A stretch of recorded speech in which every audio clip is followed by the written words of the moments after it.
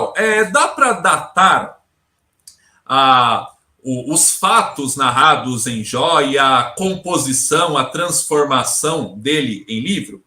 E gostaria também de saber quais são os gêneros literários que a obra abarca. Ok, as coisas na Bíblia, esses tipos de dados costumam ser disputados entre os estudiosos e com Jó não é diferente.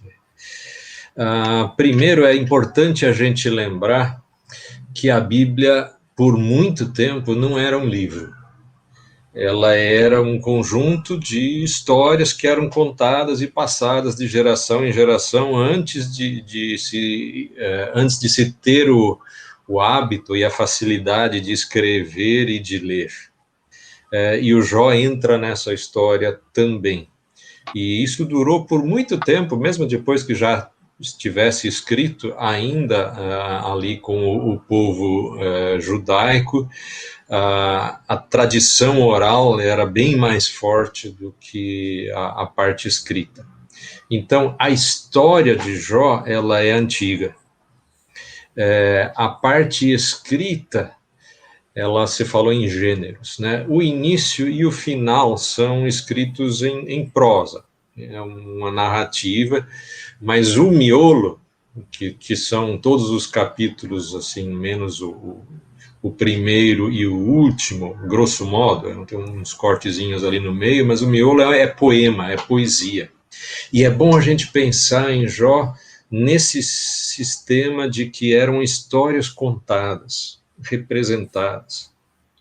Então, só apareciam os personagens, alguém contava, talvez não um teatro tão elaborado quanto fazemos hoje, né, mas talvez alguns contadores de histórias com alguns auxiliares, e aí entra Elifaz, entra Eliú, e no palco isso tudo fica muito mais fácil, você vê que entrou outra pessoa falando. Quando foi passar para a escrita, complica. Então, às vezes a gente nem tem certeza se esse trecho quem está falando era o anterior ou se já era o próximo. Na maioria das vezes o texto mesmo diz, quem organizou e pôs no texto diz quem que está falando, mas pense como um apoio para quem está contando histórias, né, as coisas lá. E a parte escrita do início e do final pode ser o texto escrito mais antigo da Bíblia.